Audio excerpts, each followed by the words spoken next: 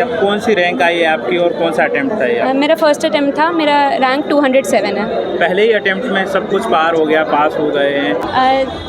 NCERTs करनी चाहिए जहाँ पर आपको लगता है कि आपको नहीं आता तो आप 6 से स्टार्ट कर लीजिए।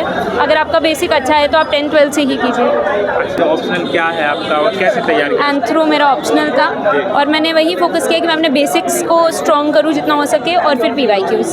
नेक्स्ट IAS की बात करें तो यहाँ से मेंटरशिप में थे कि फाउंडेशन बैच? मैं फाउंडेशन कोर्स में। अच्छा, फाउंडेशन बैच रहा आपका।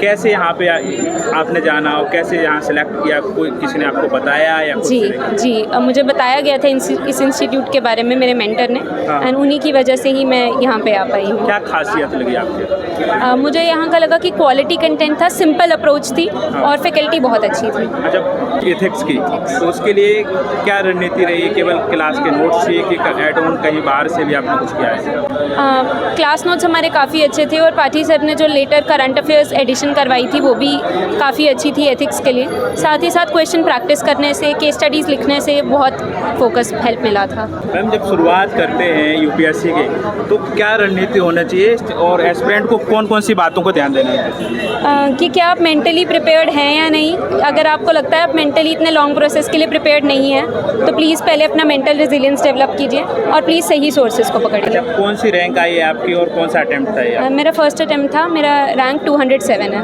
पहले ही अटेम्प्ट में सब कुछ पार हो गया, पास हो गए हैं। क्या रणनीति रही है प्री के लिए? खासकर प्री पहला स्टेज होता है जो निकाल नहीं पाते हैं छात्र।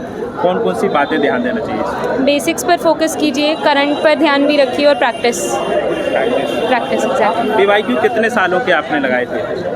मुझे लगता है कि अगर कोई ज़्यादा नहीं ट्राई कर सकता तो you should start at least with 2019 और 2020। जो ज़्यादा भी कर सकते हैं तो आप 2013, 2015 से स्टार्ट कर सकते हैं। अच्छा, फिर मेंस की आंसर राइटिंग कब से स्टार्ट की थी? शुरू से की थी कि उस समय दिया था आपने? मेंस की आंसर राइटिंग थोड़ी पहले से ही अगर स्टार्ट हो तो ज़्यादा अच्छा रहता है, क्योंकि उस 3 महीने में आप इतने अच्छे से नहीं कर सकते हैं।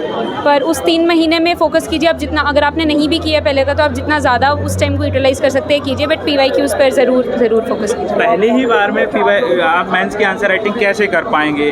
अब थोड़ा डर होता है, डाउट होता है, क्या लिखें क्या नहीं लिखें, तो अपने मेंटर्स को अप्रोच कीजिए, लिखिए। आपको जितना टाइम लगता है क्वेश्चन में उस पर लगाइए, लिखिए और फिर उसका फीडबैक करवाइए। अपने मेंटर्स को अप्रोच करके उसको एनालाइज कराइए और फिर उस पर वापस बैठिए। अच्छा, आप नेक्स्ट IAS की बात करें तो यहाँ से मेंटरशिप में थे कि फाउंडेशन बैच? मैं फाउंडेशन कोर्स में। अच्छा, फाउंडेशन बैच रहा आपका। कैसे यहाँ पे आपने जाना और कैसे यहाँ सेलेक्ट किया? कोई किसी ने आपको बताया या जी जी, मुझे बताया गया था इस इंस्टीट्यूट के बारे में मेरे मेंटर ने। हाँ। एंड उन्हीं की वजह से ही मैं यहाँ पे आ पाई हूँ। क्या खासियत लगी आपके? मुझे यहाँ का लगा कि क्वालिटी कंटेंट था, सिंपल अप्रोच थी और फैकल्टी बहुत अच्छी थी। अच्छा मैम, जैसे कि ऑप्शनल की बात करें, ऑप्शनल क्या है आपका और कैसे तैयारी? एंथ्रो मेरा ऑप्शनल था और मैंने वही फोकस किया कि मैं अपने बेसिक्स को स्ट्रॉन्ग करूँ जितना हो सके और फिर PYQs। अच्छा, मीडियम इंग्लिश है आपका? जी। अच्छा मैडम, खासकर 4th पेपर की बात करते हैं जब एथिक्स की, तो उसके लिए क्या रणनीति रही? केवल क्लास के नोट्स से कि एड ऑन कहीं बाहर से भी आपने कुछ किया है? क्लास नोट्स हमारे काफ़ी अच्छे थे और पाठी सर ने जो लेटर करंट अफेयर्स एडिशन करवाई थी वो भी काफ़ी अच्छी थी एथिक्स के लिए। साथ ही साथ क्वेश्चन प्रैक्टिस करने से, केस स्टडीज़ लिखने से बहुत फोकस हेल्प मिला था। अच्छा, ऑप्शनल के लिए कितना समय दिया था? वो तो देना ही चाहिए उसके लिए, लेकिन कब से समय दिया था? शुरुआत से ही ऑप्शनल में कितना समय दे रहे थे आप? मैंने शुरुआत से ही कोशिश की थी कि मैं GS के साथ इक्वली बैलेंस कर सकूं, ताकि मैं एटलीस्ट नवंबर-दिसंबर तक अपने अपने ऑप्शनल के साथ प्रिपेयर्ड हूँ। टॉपर्स कॉपी को आंसर राइटिंग करते समय देखा है आपने?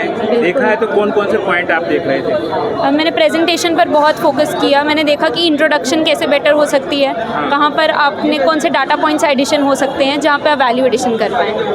अच्छा मैम, कब से तैयारी में थे आप? ग्रेजुएशन की शुरुआत से ही कि ग्रेजुएशन एंड ईयर से। अच्छा जी।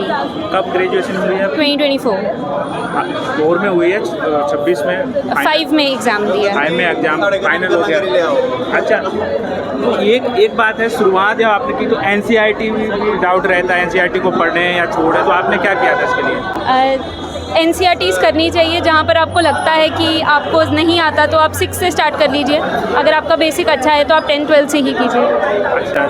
तो 21 साल में IAS अब कौन सी रैंक बताई आपने? 207। 207। क्या मिलने वाला है, क्या अंदाज है कि आपको ये मिल सकता है? IPS तो मिलेगा ही मिलेगा। सर्विस लिस्ट पे और कार्टर एलोकेशन पे डिपेंड करता है। मैं कुछ एस्टिमेट नहीं करना चाहूँगी अभी। अच्छा, शुरुआत जो कर रहे हैं तो कौन सी बुक्स, मटेरियल, सिलेबस, NCERT क्या कहाँ से कैसे पढ़ें, कैसे?